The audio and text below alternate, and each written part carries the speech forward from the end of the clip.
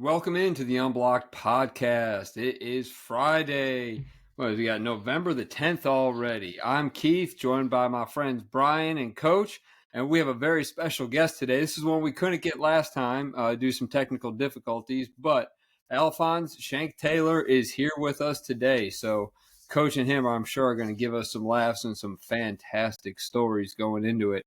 But I want to say thank you to our sponsor, Run and Try on Hillcrest. Go see my guy Aaron. Shoes, socks, any running accessories you need. You need that special scale for your feet to make sure the shoes fit right. He'll take care of you. And then also, most importantly, social media. Interact with us on the socials. We're all on there. We have our own, the Unblocked podcast Twitter account, but that's where you might find us most. We're also on Instagram, Facebook, and here on YouTube. So like, follow, subscribe, and of course, most importantly, interact with us. But that's enough of that. I'm going to let Coach, you and Alphonse get to it. He's the guest of the hour. Very good. Thanks, Keith. Good to see you. Thanks for coming on, partner. We really appreciate it. I'm happy to be here. I appreciate y'all having me. So Alphonse, Shank, and let's right up front. Let's get the nickname taken care of so everybody know what we're talking about. Okay, so let's get that knocked out where the Shank thing came from. Okay. All right. So the nickname Shank. I don't tell many people this story because I get asked that so many times. Sure. But for you, I'll give you the real deal. So I played a year of Park League football when I was young. I was 10, playing like the 14, 15-year-old kids, right? And because obviously I was a lot bigger than kids my age. And so I played nose guard at the time. And just randomly at practice one day, my coach walks up to me and said, "You know what? You look like a big old ham shank in the middle of this in the middle of this defensive line." And from then on, it's been either big shank, ham shank, or just shank. Oh, and then I picked up shankopotamus at Davidson, so we can add that one in the mix. So there's many variations of shank floating out there, but that's where it all started. And Shank went to middle school at Denton Middle, right across the street from Davidson. And first time I ever laid eyes on him, he came into the field house door, and at that time, he was huge. And he walks in the door, and I swear, all of the light that was coming through the door vanished. It just all of a sudden, just this big shadow was cast on me. And I turned and looked, and I thought, holy cow. And he walks up and says, "You Coach Riley." And this is how he talked when he was like 12. "You Coach Riley." And yes, sir, I am. And he said, "My name's Shank. I'll be playing football here in a couple of years. I just wanted to come in and introduce myself." I said, "You're dang right, you'll be playing football here in a couple of years. I can't wait." And he became part of the family really, really quick, and just great natured, great football player, but quick-witted, smart, and sharp, and just somebody you like, but somebody that you could pick at and turn around and pick right back at you, and could do all that. So now we've sort of how me and you met. Take us to how you got there and tell us your story, okay? Yeah, and so let's see. I think Daigle was the first one I made contact with when I was in middle school, Coach Daigle. And I don't remember when and where, but I remember our conversation. He was basically asking me what I planned on doing in high school, and I actually told him I was going to be in the band. Or I was thinking about going to St. Paul's to play football. Yeah, he stopped me right there. He was like, "Nah, you can't go to St. Paul's." He's like, "I'm getting your big tail over here at Davidson." And so that's how me and Daigle first interacted. And after that, man, he just always took care of me and made sure he checked on me. And I'll never forget coming to Davidson to my first summer workout. I run into Pat McNeil. And Pat McNeil, he walks up to me, looks me up and down. He's like, "Hey, you big, but I still handle you." Obviously, at the time, I was big, but my mind wasn't caught up with my body yet, so I was kind of intimidated by that. You know, and so that's how I met Pat, and that's how, my time with the Davidson family started. And it just continuously got better from there, because, did a lot of stuff with Dago as far as recruiting trips and just taking care of me on a day-to-day basis. And then that shifted from Dago to Coach Denny. Man, Right. Coach Denny was my offensive line coach while I was at Davidson. Man, at one point he was, picking me up, dropping me off at school. And until one day he just asked me, he was like, "You want to come stay with me?" Because at the time we were just at a low point. Me and my family, it was like 6 of us staying in a 2-bedroom apartment. Man, we were just making it happen. And I mean, my mom was doing her best, so it was never any ill will towards my mom. But yeah, then he just asked me out of the blue, he's like, "You want to come stay with me?" And I took him up on that offer, and this is kind of rest is history from there. And from Coach Right. Denny, I met the Sharp family, and they kind of shifted from there. And there are a few other people at Davidson, the Wrights, PJ Wright, Mary Claire Wright, Mrs. Shankle, and so really, man, just Miss Presnall, just my time at Mm. Davidson, I just built a huge village. And Right. everybody just kind of chipped in and made sure I had everything I needed. But most of all, they stayed on top of me, man. Like, there was no messing around, whether it been classroom, out on the football field. It was just always somebody on top of me, making sure I'm doing right, man. So I can definitely give all of those guys name flowers, including you, Coach Riley. It just all those people were just part of my village and helped my success in life. I mean, I don't think I would have made it at a place like Alabama without that type of support system. So Right. that's how it all started with the Davidson family. Well, I know and I appreciate all that, and it just is a reminder of, and just for Keith and Brian, just I mean, you had, I mean, Davidson was different, Yep. and it's a different kind of school. It's not like Fairhope. It's not even like Saraland. Davidson especially at that time, was a melting pot kind of school, and the people that we hired, first and foremost, I hired them based upon that they have the heart for the kind of students we were going to be dealing with, what kind of players we're going to be dealing with. Their heart's going to be big enough to understand that this is not, you can't turn this off, at 8 hours. You can't. And Shank stands out because he's 6'4" and 300 pounds and won a national championship at Alabama. He was one of many. I mean, many. He just happened to be in a lot of ways one of the most famous ones. But those guys, Ken Daigle, Chris Denny, Mary Claire Wright, PJ Wright, the Sharp family, Miss Shankle, Miss Presnall. I mean, that list goes on and on and on of people that at Davidson through those years changed lives. And I was very proud to be associated with them, and proud of the impact that they had on Alphonse.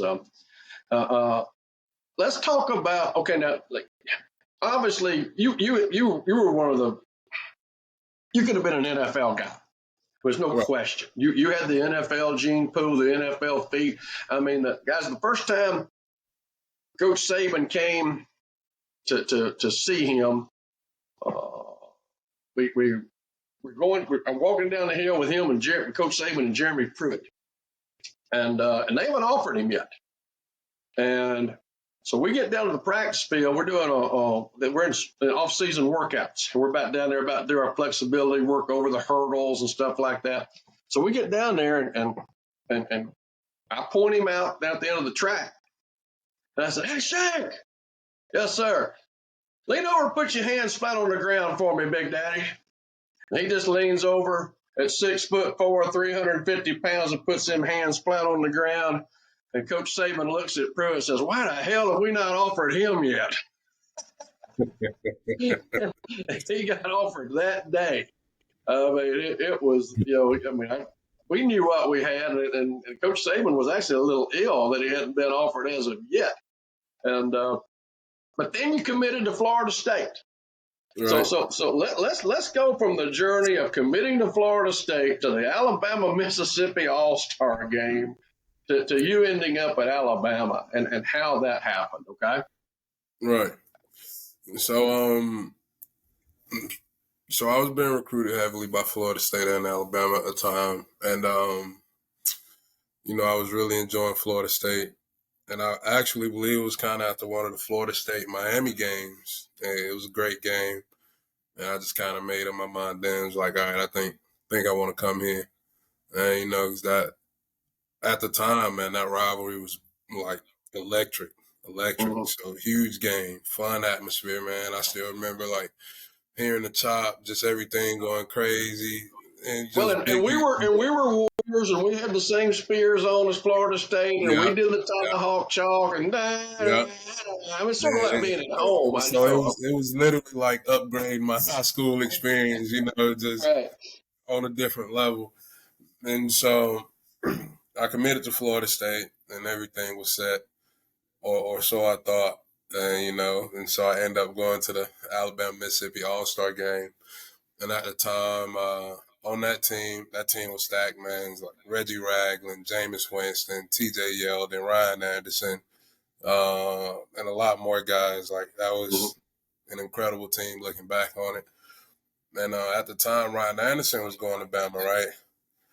But TJ was supposed to be going to Auburn at that point. Right.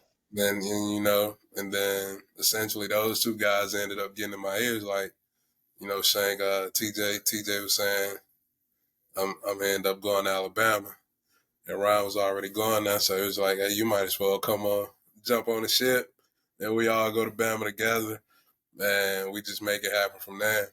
And I mean, it was honestly an easy sell for me because I mean, I enjoyed that week being around those guys, and so for me, I was thinking if this is what the week is like, and what would it be like to be actual college teammates with those guys? And also at the time, I was thinking, I'm from the state of Alabama. I plan on moving back to Mobile one day and living in Alabama.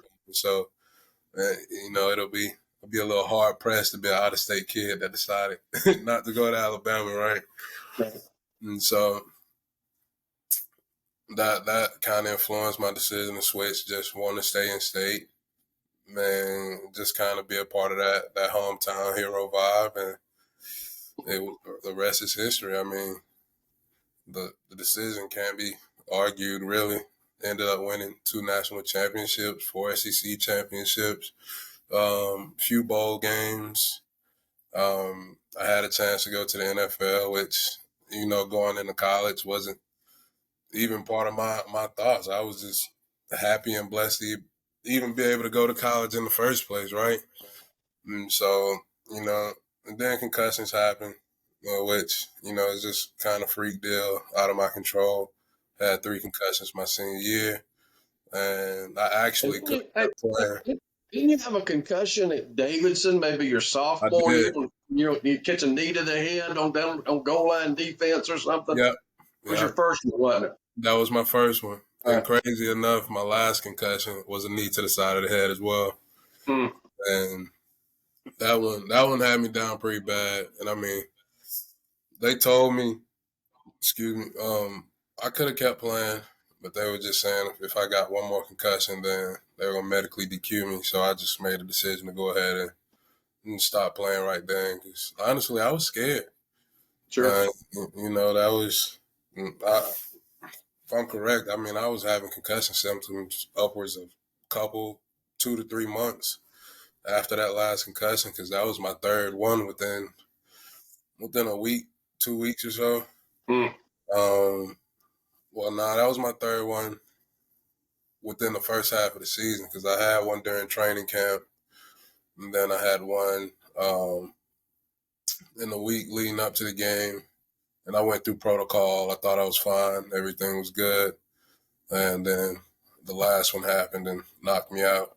And so, Right. Talking to the doctors, they said I'll be fine and everything, but I just made a decision to go ahead and call it quits and walk away. And this was, guys, this was before the movie Concussion had come out. This was, a lot of this stuff was sort of flying by the seat of your pants at that point in time. It was you still talked in terms of getting your bell rung and stuff Yeah. like that, and that window of time, and before they started teaching, hawk tackling and shoulder tackling and roll tackling. I mean, we're still stick your face in there, head across the bow. I mean, all that stuff, bite the ball when you tackle, all those things that would get you sued today if you said stuff like that and somebody got hurt. And it was prior to all the information that came out about concussions, but I'm sure, and what I'm proud of is that I know that the influence that all those people had on you is having an influence on you now because of what you're doing for a living now with those guys, and having that heart for young people that people showed you when you were a player. Yeah, without a doubt, that's definitely part of my purpose now. So just to pay it forward, because like I said, I had my village, and a lot of people did a lot of stuff for me, and I without a doubt don't take that for granted. And even if I could help one kid moving forward, I'm happy to do so. And I just want to, put kids on the right path. Give them the love and care that they deserve, even if it's not coming from home. Whatever I can do to, get them what they need, I'm happy to do so. And, it's fulfilling to be serving my purpose and being of service to these kids. Guys, one of the things we'll flash back to is flipping from Florida State to Alabama. We had a policy that don't commit. Do not commit. Don't go somewhere and come back and tell us you have committed, because there's just so much time down the road. Take your visits, enjoy the process, and then make a decision late. But if you commit, we're going to shut down your recruiting. I mean, you said you were going to go to wherever, then that's it. That's fine. And again, this was a different time. This was a decade ago. And that's how we did it. And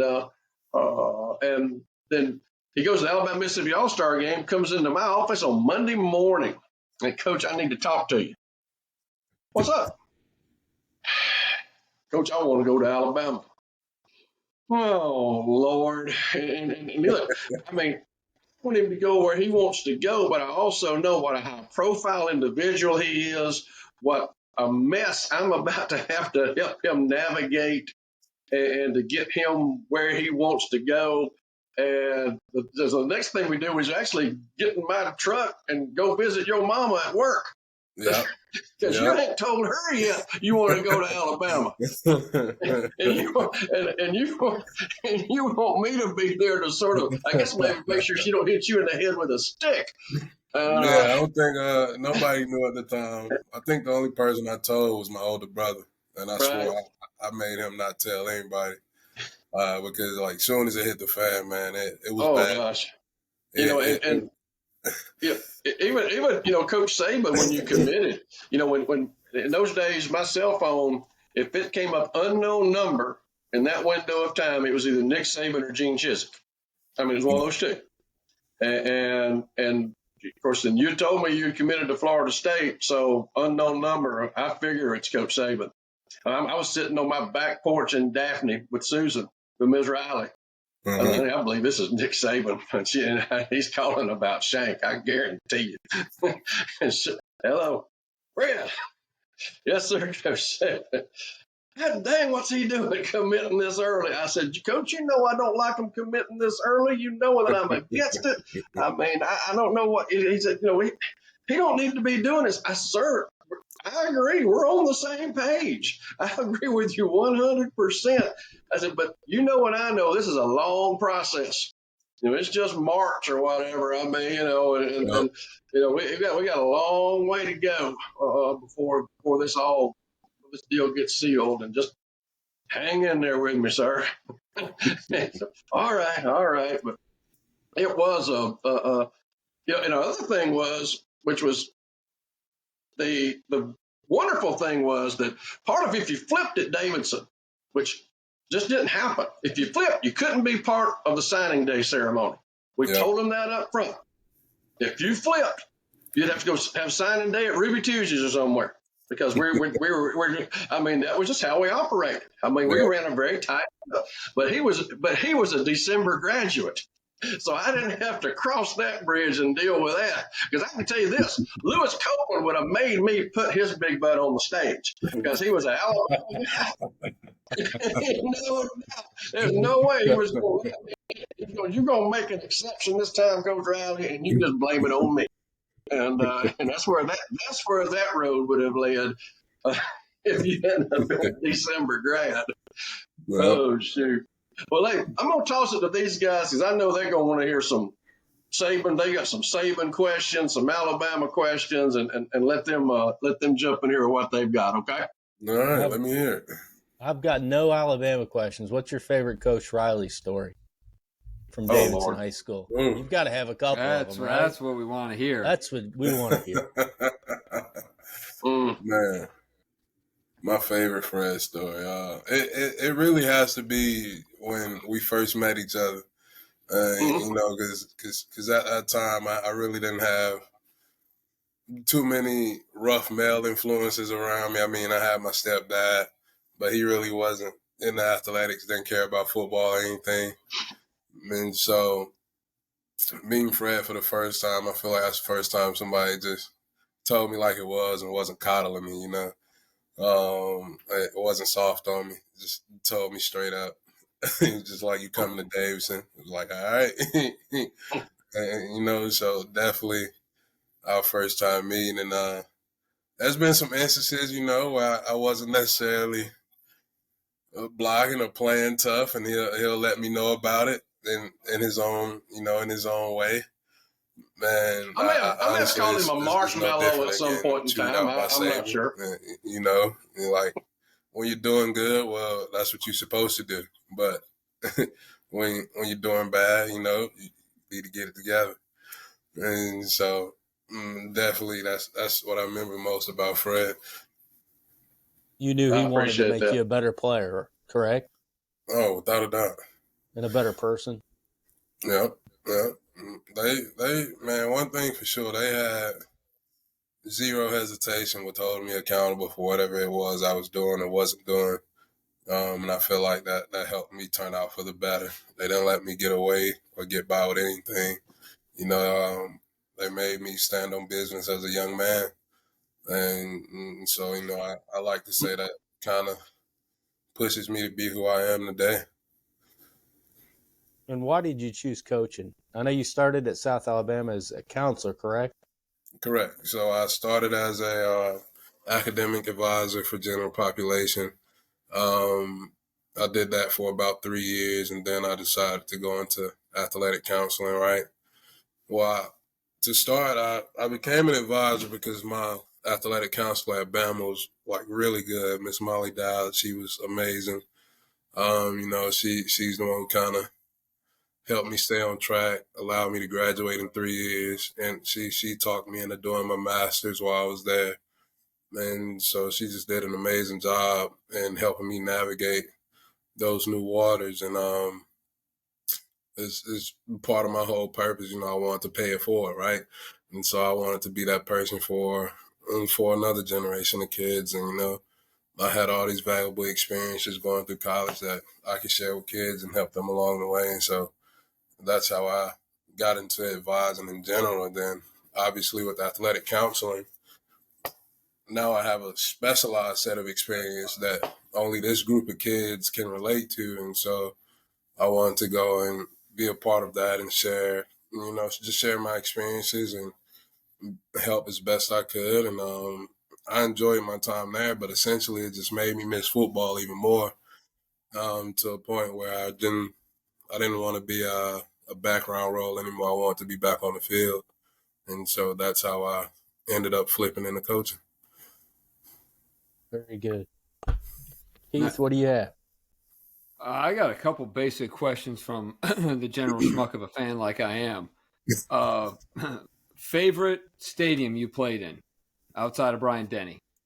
Oh, that's a good Top one. 3.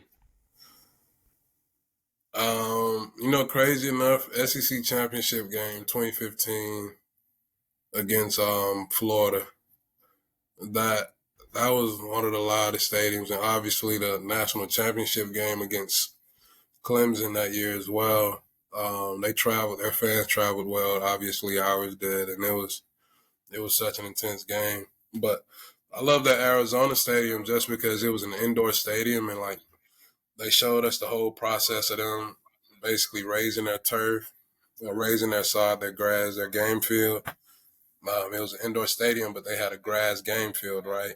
And so they'd roll it out on these pallets. I wouldn't even call them pallets. They're like robotic, just robotic flats that roll around on wheels, and they'd roll them in and lay this turf down, man. I thought that was really cool. So from an aesthetic standpoint, definitely Arizona. Neutral Stadium, Atlanta. But just true away game, I'll definitely have to say Death Valley. Just being at LSU, and it was a night game, man. And everything they say about it, all the hype you hear, you should believe it. It's just an immaculate atmosphere, man. Those guys get crazy down there. And so definitely enjoyed that experience. All right, one more quick thing. Favorite swag bag you got at a bowl game? Ooh, that's a tough one. I'll have to say probably 2015, because that's around about the time when they started the college football playoffs, right?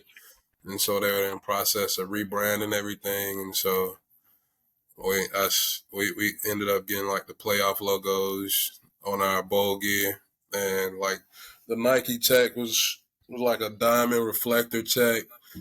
Man, you could only get it on bowl gear, and I thought that was really cool. I always liked when we got gear that we knew other people weren't going to get. And, Nice. And so I enjoyed that 2015 playoff bowl gear. Nice. All right. Coach Brian, you got anything else? Jake, whose cloth do y'all wear at Alma Bryant? I can't see the logo on it. Is that Nike? We got Nike. Okay, so Nike does make a 6X. For your information, sir, I'm a put together 425, and I can do 3 and 4 X's. Thank you, sir. I mean, the 3s may fit a little more medium, but they fit. Okay. I love it. Very good. That's great. Oh, shoot. All right. Alphonse, stick around and join us. We're